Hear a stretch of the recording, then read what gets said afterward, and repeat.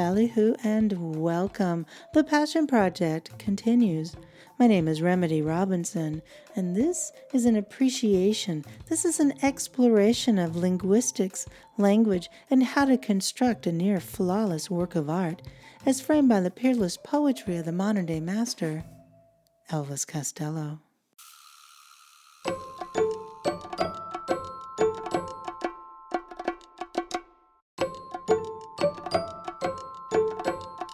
Today's slow drag is with My Most Beautiful Mistake from The Boy Named If, released in 2022. This songwriting is credited to Elvis Costello. This beauty is nestled knowingly between the more acerbic Mistook Me for a Friend and the barn burner Pain of Desire, Magnificent Hurt.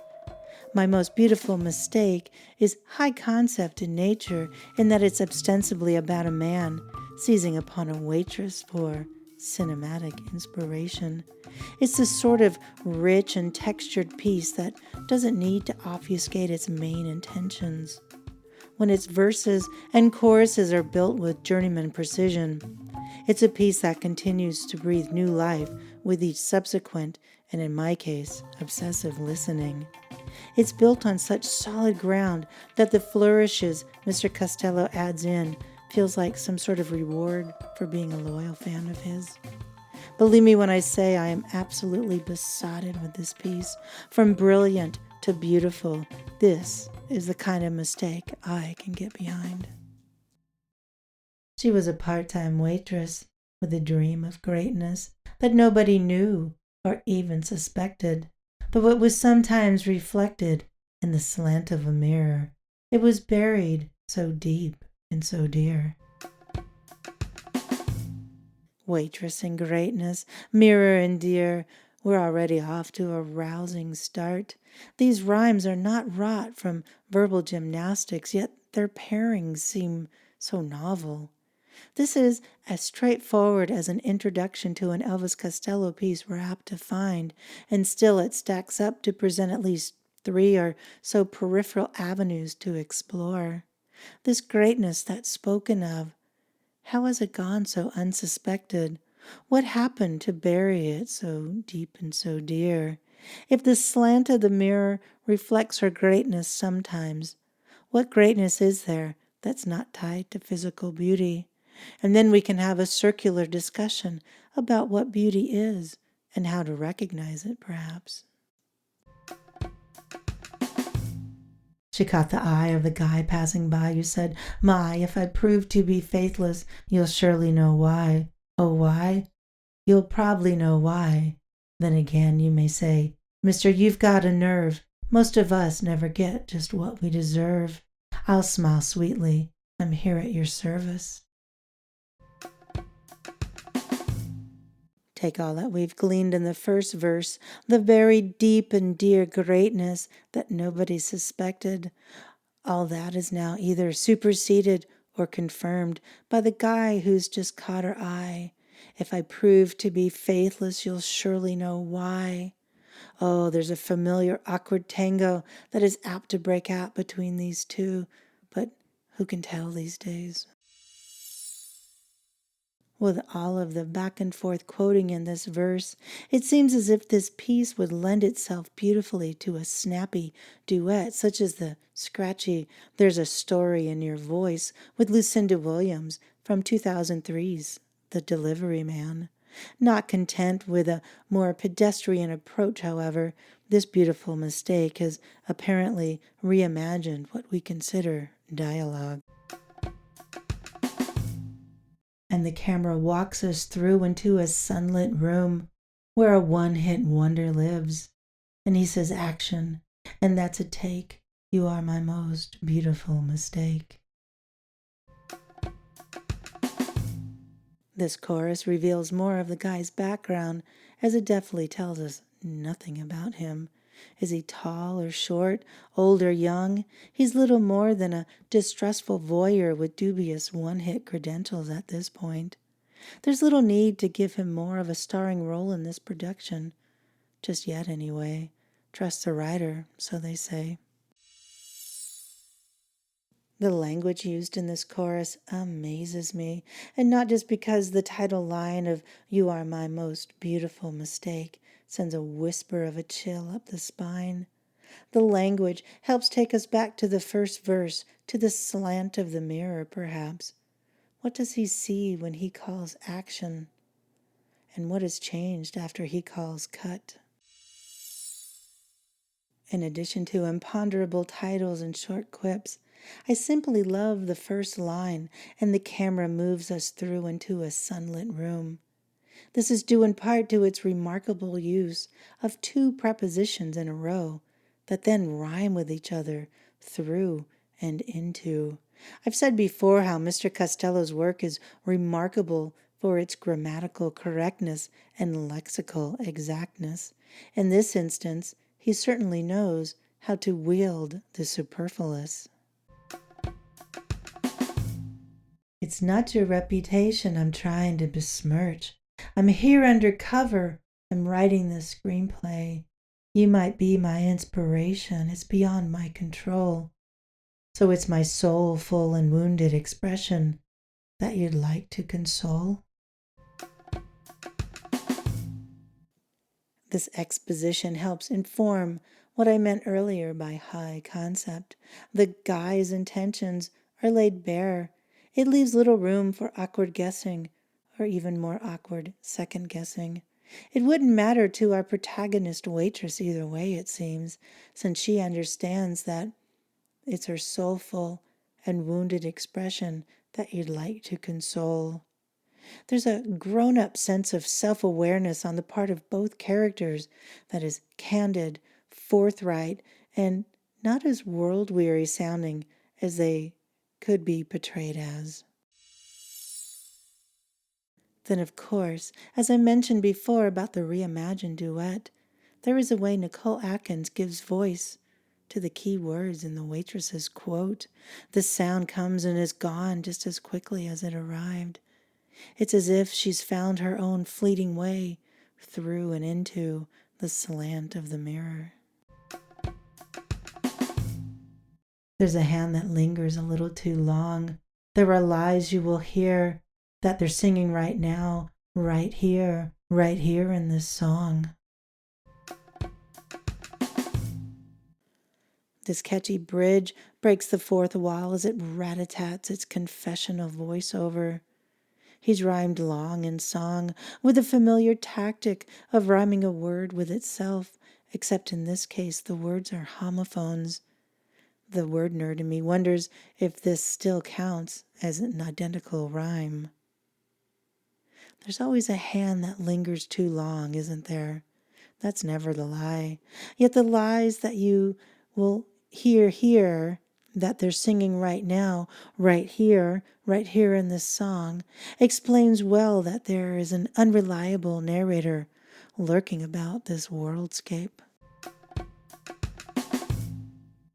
And then the lens pulls the focus on his Magnum Opus. He's a one-hit wonder kid, and he says action, and that's a take. You are my most beautiful mistake. A magnum opus, of course, is a large or important work of art, let's say.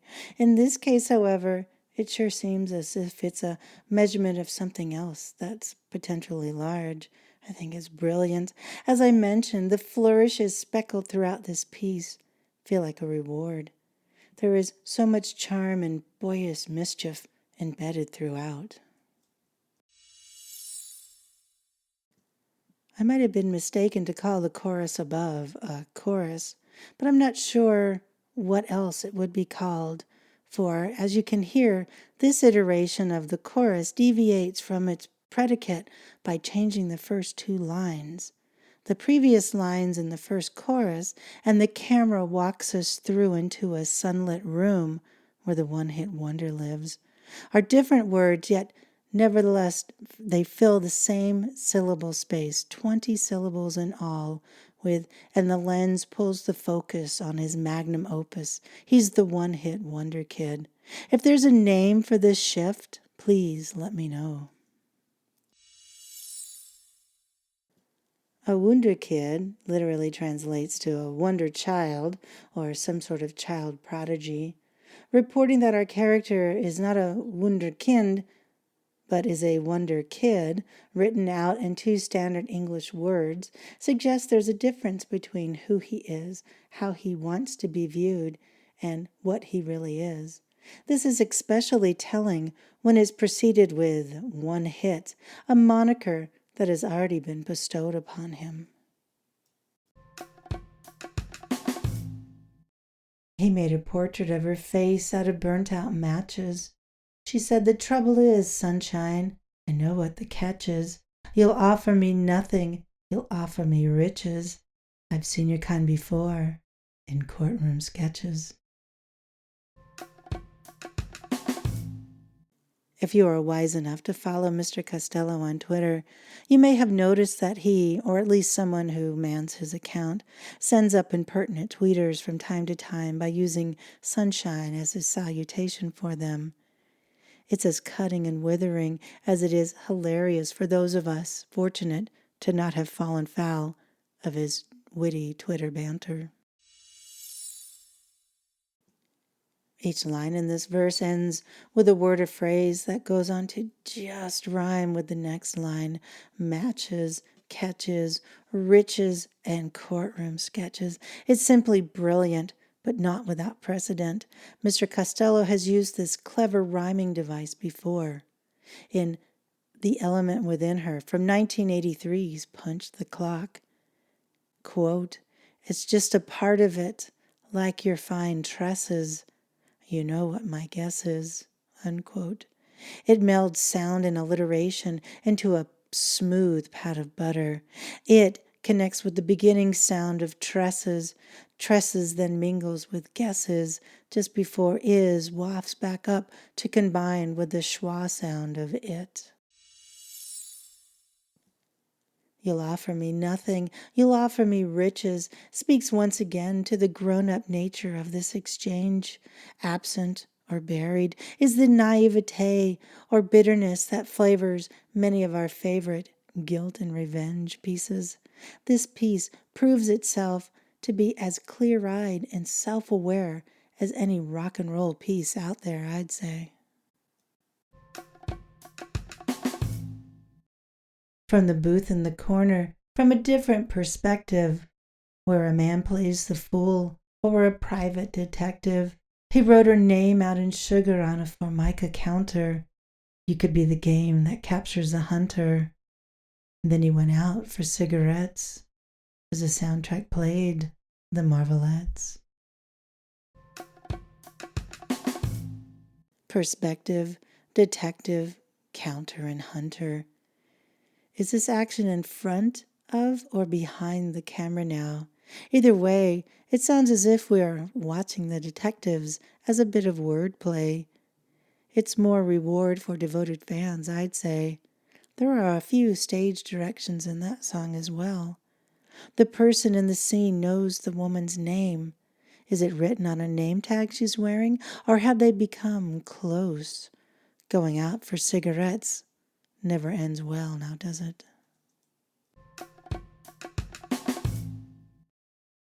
Let me check the script, check the continuity. You'll be up on that screen for eternity. The billboard will spit. That look, that's it.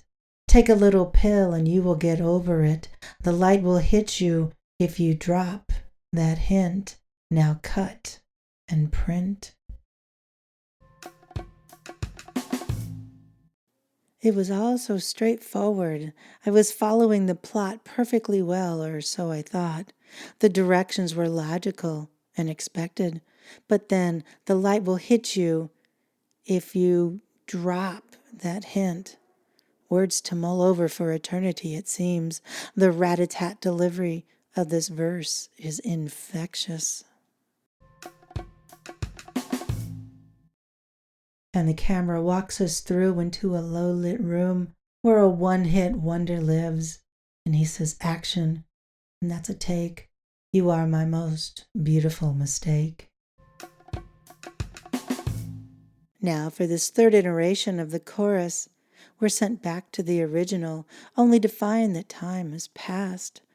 So now instead of a sunlit room, the camera walks us through and into a low-lit room. Oh, I still love the double preposition use. She left a tip in a jar and a note at the door. It said, "I'm going away. I won't be back anymore. If the call should come later to commute my sentence, dance a little jig for my repentance. Dance a little jig for my repentance. Dance a little jig for my repentance."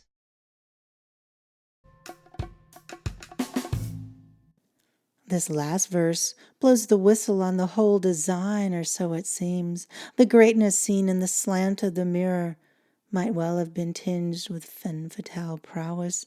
The script, so to speak, has been flipped. She leaves the tip, money or otherwise. She leaves a note, advice or otherwise, at the door of a sunlit or a low-lit room. We've been told she'll be up on that screen for eternity. Would the commuted sentence then come in the form of a one-hit wonder of her own, destined to fade into obscurity? It's all so deep and so dear, isn't it?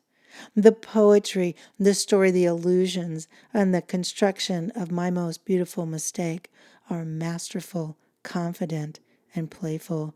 There's a reason I'm so besotted with this piece. It's as close to perfect as you can get. Dig it. Again, this has been a slow drag with My Most Beautiful Mistake from 2022's The Boy Named If. Perhaps you have noticed by now that Mr. Costello has set a precedent for this topic. Possession, shoes without heels, and maybe even King's Horse, among others, all find a funny fixation on this occupation. Years on the road, years in hotels, bars, and restaurants might help provide a certain cinematic preoccupation that was as good as a screenplay. I'm always keen to point out how rich and strong so many of Mr. Costello's female characters are written. This lavish piece is another great example of the fine texture, the depth of appreciation and understanding of the human and female condition this genius possesses.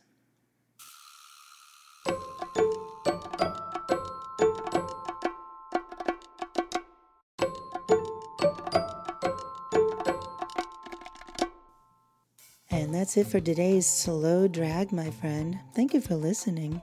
You can find me on social media and all the usual places. Just search for my name, Remedy Robinson, or the name of my podcast, Slow Drag with Remedy.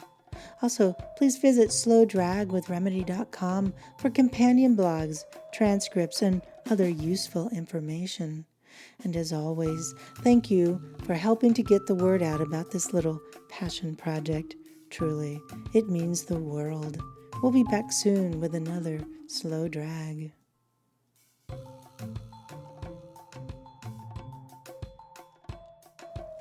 So until next time, adieu, my little ballyhoo.